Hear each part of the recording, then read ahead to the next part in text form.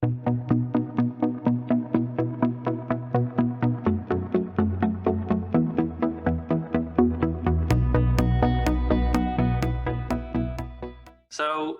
it was a strange story because back in the days when I started speaking, I actually had a stage fear, and I was already doing some courses in overcoming that stage fear when I was like 12 or 13 in my secondary school.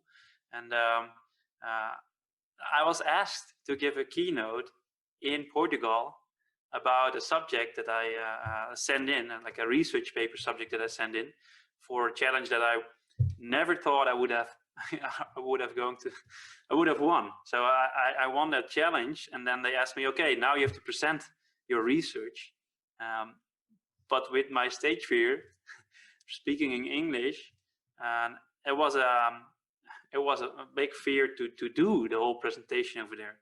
So for me, I had one deadline, and I had to get myself ready before the deadline. So I consulted my English teacher, like, oh, I really have to train my English for this presentation because I'm not so good in English, and I'm scared to be there on stage for 150 professors.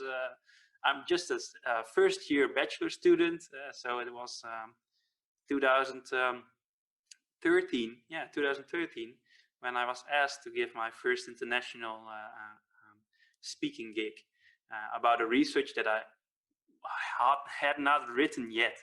So I had two deadlines. Okay, first I have to write that research, then I have to practice speaking. And because of that deadline, I made it. That was my only deadline back in the days. As I just quit gaming, and I was like, all the way I was backstage, and then out of a sudden I was for the first time on stage, shaking. I was still shaking on that stage, but after that presentation of 15 minutes, I felt so good. I was like, so much adrenaline kicked in, like, whoa, I have superpowers now. And people were clapping, and they were happy with the presentation. So that was the moment that I realized, okay, this was so awesome that if I can do this more often, I would definitely do it, and I would definitely like that adrenaline kick that I had, and it was a long time before that I had the same adrenaline kick in another activity in the game addiction that I had. So I finally found a way outside the game world where I could be of value and at the same time have a lot of gratitude in my body. Yeah. I think my English teacher and every course that I did, my English teachers helped me the most to get my story on a decent level ready for presentations. So I think they have helped the most to convince me that the language that I had from my game addiction and the English language that I learned through gaming was already good enough to give me some self-esteem to be there on stage. And next to that, I think what really helped is the teachers that prepared like the story, they structured the story for me back in the days, as I had no clue how to write a research paper and then afterwards present that research outcome. So yeah, I was very happy to have teachers around me, that I was still a student, and that I could ask for help, and that it was part of their job to help students. But I never realized that they would help in something extracurricular, something next to the study subjects and next to the things that they asked us and where we get grades for. Out of a sudden, they created grades for what I did. And then they said, oh, skip this and you will get your presentation will be rated for this subject. I'm like, whoa, it's double win. It's a win-win. And I think that that helped me a lot. So the teachers that in my bachelor degree that helped me get on the first stage helped me so much on setting a structure. And then afterwards in my TED Talks, I had a coach as well that helped me set up a structure and helped me to get on that stage with most of all with self-esteem. I think that was the most important for me in my fear of failure, to have some self-esteem about my presence on stage. Yeah. I think the first thing that changed is that all speaking gigs were cancelled in in a matter of a month. So from February to March last year, there were things happening internationally, and then in March they kicked in the Netherlands with the lockdown. Out of a sudden, 6 speaking gigs were cancelled, and I was like, okay, it was 25% of my income to be a professional speaker, and now out of a sudden it's 0. So I had to reinvent, or yeah, the rest of the business, make it more successful in the rest of the business, or reinvent how I speak and where, mostly on what medium I speak to people. And I think that's and now a year further, the professional speaker market in online mediums has not reached the point yet where you can ask the same amount as in a physical environment for a physical event. And that's based on the event organizers having less sponsors for the content that they want to give to an audience, where they have to try to get the same engagement and the same results from. So it's an ecosystem that has been hit quite hard, and most event organizers, they fell down and had to stop their business. And you see that they are pulling the professional speakers with, they're pulling them along into that same hole. So I barely see any professional speakers at the moment around me that have been able to create a full-time income out of just speaking in online formats. So I think there's been a tremendous change in how many people can do this for a full-time salary. So I think the best have done great, like Tony Robbins. They have reinvented how to use a medium to reach more impact than they ever could, and then ask a lower pricing for it because they reach more people. So the income didn't change tremendously. Maybe it even got better for such influencers, but the medium has changed a lot, and how you play with that medium has changed as well. So he's been very inventive in how to leverage the online opportunities, and there are many speakers around me that have not yet come to that place, and for me, I think it's not there yet. I don't get the same amount of income from the online speaking gigs, but it's getting there due to the crisis taking longer and longer, and people having these event budgets inside corporates and all that they have to spend, and now finally are able to spend that on online formats. And there's new opportunities like Tony Robbins leveraging it, and that's definitely about engagement and interaction with the audience. And there are people that have a hard time doing so. And I think, yeah, it's like becoming a YouTuber, becoming a person that can perform well in vlogs, in video formats, and that's the 1%. That's a very few amount of people that can perform so well for no audience, that I wonder how many people lost their passion now for speaking if it remains like this, if it remains in front of a camera where you cannot see your audience, or you can see two persons on a Zoom turning on their camera, and you are speaking most of the time in a mirror to yourself. I think the biggest change and the biggest growth in the market of organizing events has been in hybrid events. So what I see is developments for example, Microsoft Mesh being in development, where some people are there in person, some people are there as a hologram, and some people are there fully online as an avatar. And you see these 3 different identities or looks meeting each other, coming together, like cross-platform coming together, and having the tools to have the same interaction as in-person meetings.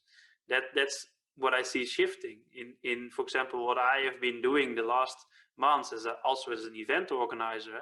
So I tend to stay 50% backstage to organize events, and then the rest try to be on stage to either train, teach, or speak.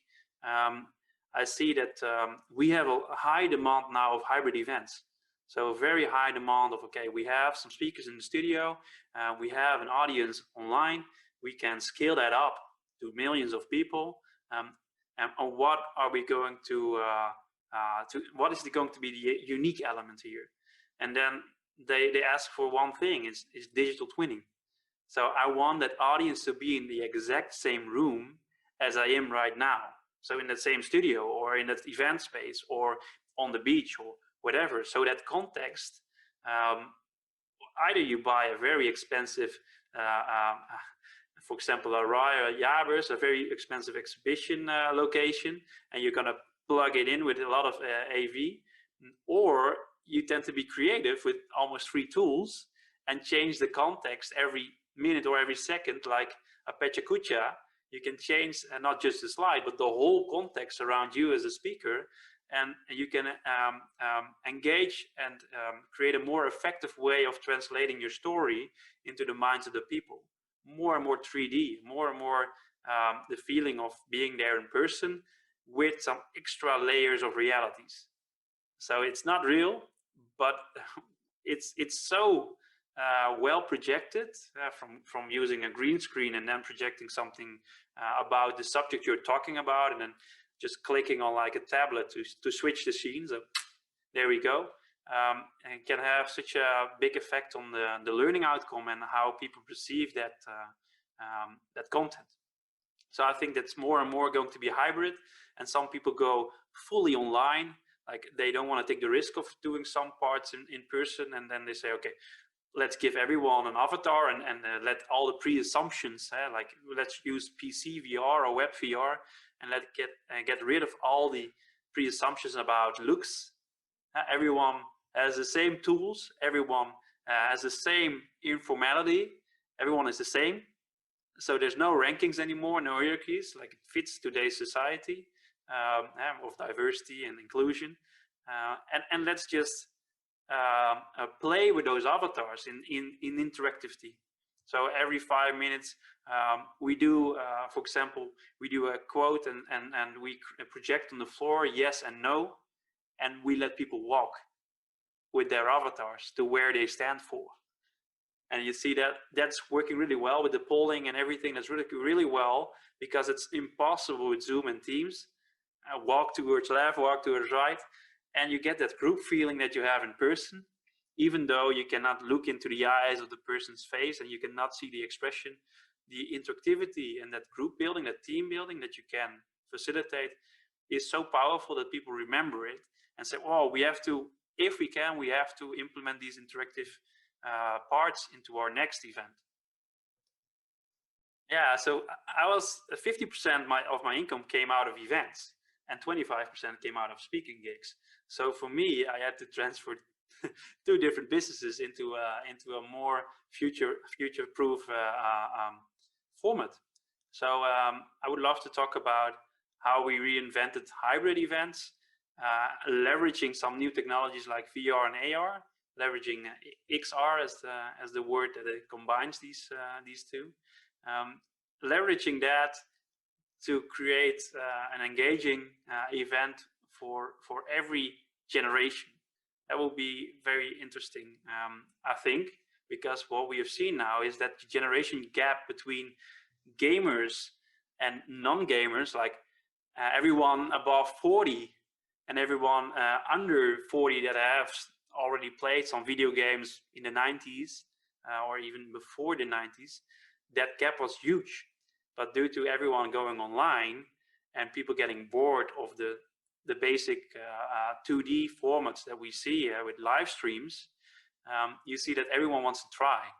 And that from trying towards implementing it, I've seen a lot of development. So corporates trying to do their New Year's event or their Christmas informal networking event in, for example, VR, and then afterwards thinking like, wow, if this is a way to bring our people together and to get rid of that loneliness that they face as they are not able to connect in real life, if that works, if people are so happy from this, let's see if we can do some more co-working in there.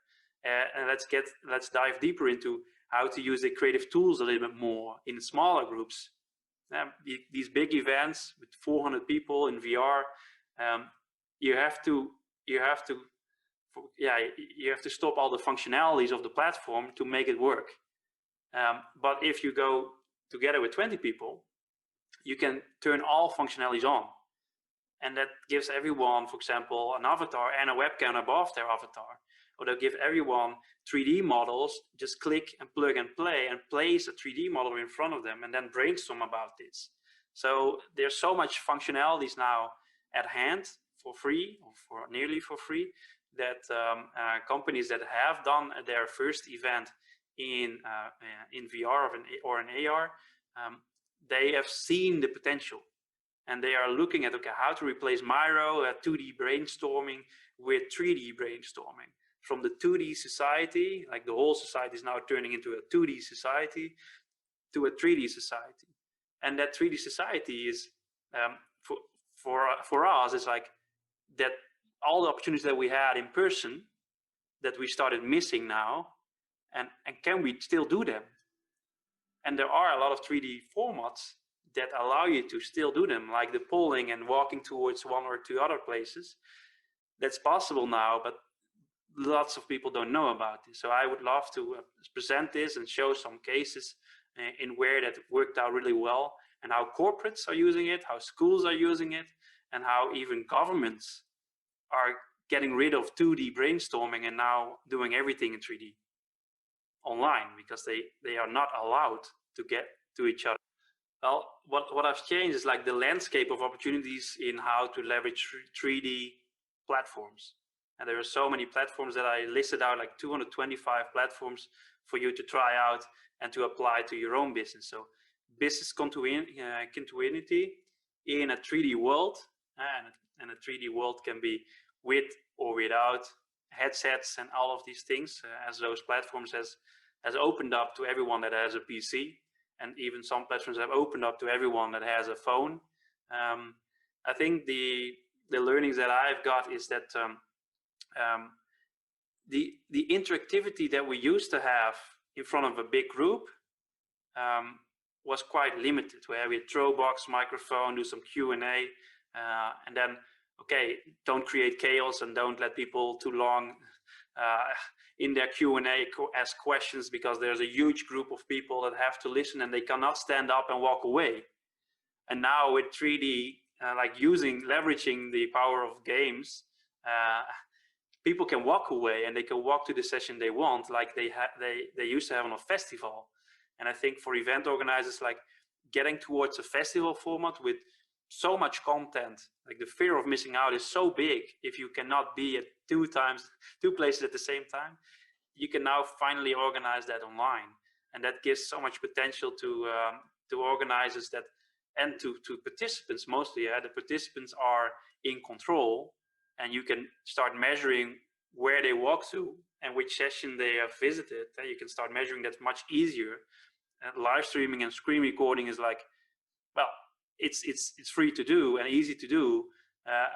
Putting the camera behind the first person avatar you just mentioned, like, okay, if you're recording, you don't want to see the person that is recording, but it's automatically in VR, it's automatically your first person view. So everyone can help in recording and creating the after movie together. So there's so much potential in creating such a great festival event now digitally, that I think that's and the learning for most event organizers. Okay, whatever we had before, we can do it now digitally. And that means, okay, if you want to travel, you're allowed to come in person, but if you don't, we have a good alternative. Maybe even an alternative that is more helpful for you as a consumer.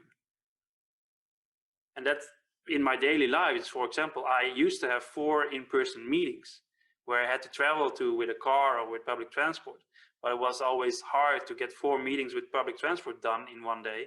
And with a car, you had to deal with traffic jams, and some meetings were not met because of them. And now it's like, I don't have 4 meetings anymore, I have 8. I don't have 1 speaking gig anymore on a day. I can have 2 or 3 or 4 a day. That's the difference between now being in your home studio, being able to create and to help more people than we were able to in our transit. So I want to give it a perspective on how can we do more in less time, and how can we do more in wasting less CO2? Because if you're staying home and we are able to help more people, and we are able to transcend more different cultures, because that's the big burden of international events, getting people from another country flying in, and all the accommodation and all the time consumption of arranging that as an event organizer is not interesting for the consumer. So getting rid of all of that and then putting more focus on the content and the interactivity and the different platforms that you can merge into one. Like, okay, we do, for example, we do the after event networking. We do that in some kind of avatar VR form. So no one has to embarrass them for their camera view, because we notice that a lot of people are scared to turn on their camera. Look into their own eyes in front of the camera. So if 30% of today's students and today's people that are online turn off the camera because they are scared to do so, and we can break out of that problem just taking an avatar instead, everyone can participate all of a sudden. Everyone is more eager to participate because they are less scared to be on that stage or to be on that event together. I think what be my tip is never do a speaking gig twice of the same content anymore. So never repeat the same keynote anymore, because everyone has the opportunity to record. Everyone should record and make it available for everyone, and then we can definitely ramp up the differences in access to quality of education. Like, there's so much powerful speakers out there, and there's so much people that believed that hiding their content for others to see, except for the people that pay for it, that has broken down tremendously in the last year. Has been breaking down so much because everyone can record without any extra tools their content. So not giving it away after your keynote is in my opinion even unethical. Why still hide that content, and why try to do that speaking gig over and over again, where you can put all your time in creating more interactive and more engaging formats where you can learn from as well, instead of being that reproduction factory that the computers already fixed for us to do that better and to share that. Why do we still why do people still reuse the same content on the exact same way? If they have a recording and they can make that for example an e-learning, and then automate that in an app like Wim Hof did in his app, and now 1 million people are using his learnings that he recorded once. They're using it every day. So you can ramp up your impact by not focusing on reproducing the content over and over again, but turning that into snippets that work for every generation. The shorter, the more compact, the better for micro learnings. And then you see education will shift into, okay, you want to have a curriculum that is not fixed for 4 years. We have enough content at hand. From Xteen, we have 50 minutes on how to become a good speaker. From Nick, we have how to leverage a different medium for your speaking gig. And you can all tune in the things you need. And then definitely, I think if we all do that, I think we can close the gap in education and accessibility in quality education.